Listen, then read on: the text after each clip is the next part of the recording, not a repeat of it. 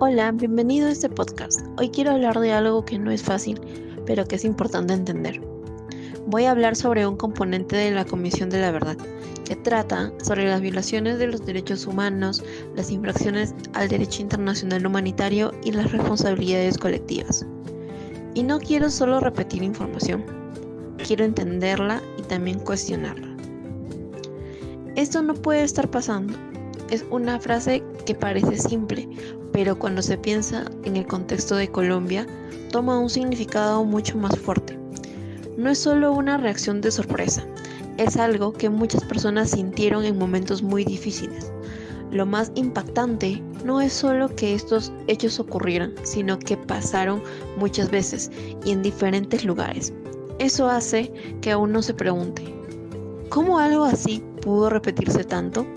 Y también lleva a pensar en cuántas personas vivieron esto en silencio. Hablar de este tema no es fácil, pero es necesario. Al revisar este componente, uno no solo encuentra información, sino también motivos para reflexionar. No se trata solo de aprender datos, sino de entender lo que ocurrió realmente. Es un espacio que invita a pensar más allá de lo evidente y a cuestionar lo que muchas veces se ha dado por hecho. También permite ver el conflicto desde una perspectiva mucho más humana. Muchas veces, cuando se habla del conflicto armado, se percibe como algo del pasado, como si fuera una historia que ya terminó y no tuviera relación con el presente. Pero al analizar este componente, se entiende que no es así. Son hechos que ocurrieron en el país y que dejaron consecuencias que aún se sienten. No son solo cifras, son personas reales que tenían una vida y que vieron todo cambiar. Algo que llama mucho la atención es la forma en que se presenta la información. No solo es texto, también se encuentran videos con testimonios reales. Esto hace que la experiencia sea mucho más cercana, porque leer es una cosa, pero escuchar a alguien contar lo que vivió es diferente. Hace que uno conecte más con la situación y entienda mejor el dolor. A partir de esto surge una pregunta muy importante. ¿Por qué pasó todo esto?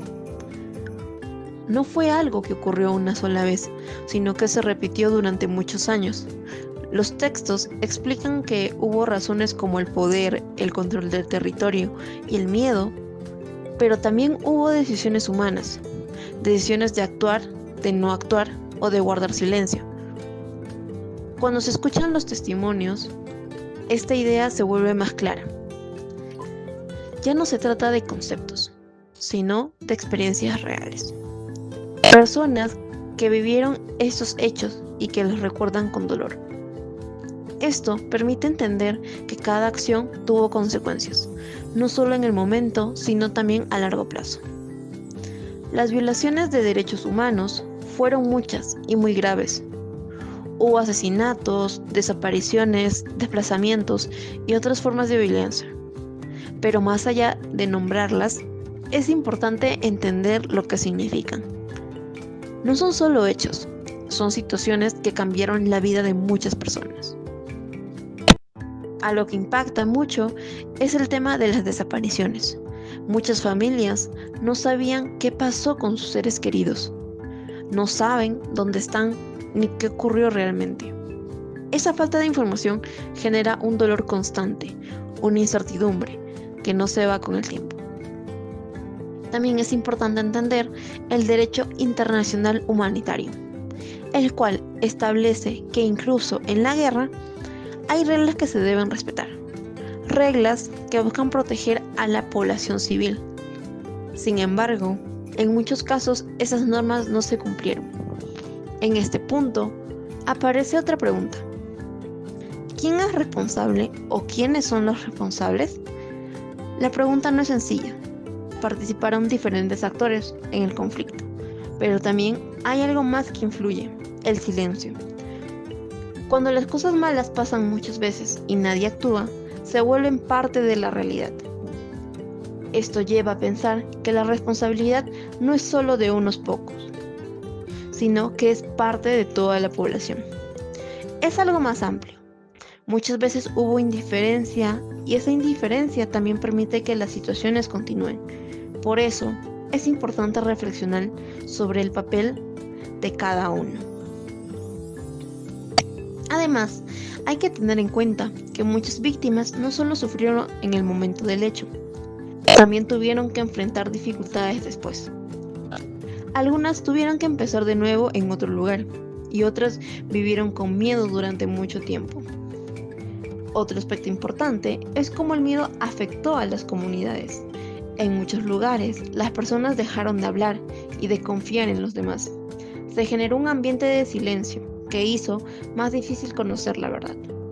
También es importante pensar en los jóvenes. Muchas personas crecieron en medio de esta realidad. Esto influye en la forma de ver el mundo y en la forma de relacionarse con los demás.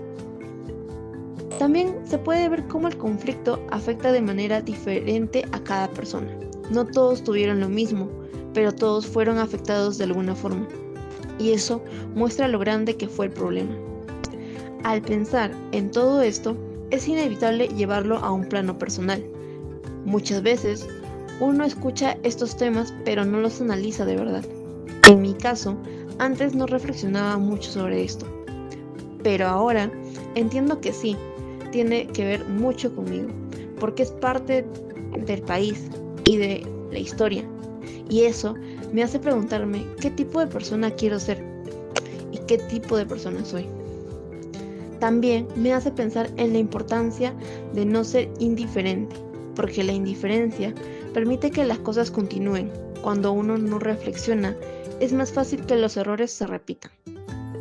Por eso, queda una pregunta final muy importante. ¿Qué estamos haciendo hoy para que esto no vuelva a pasar? Entender la realidad no es el final, es el comienzo.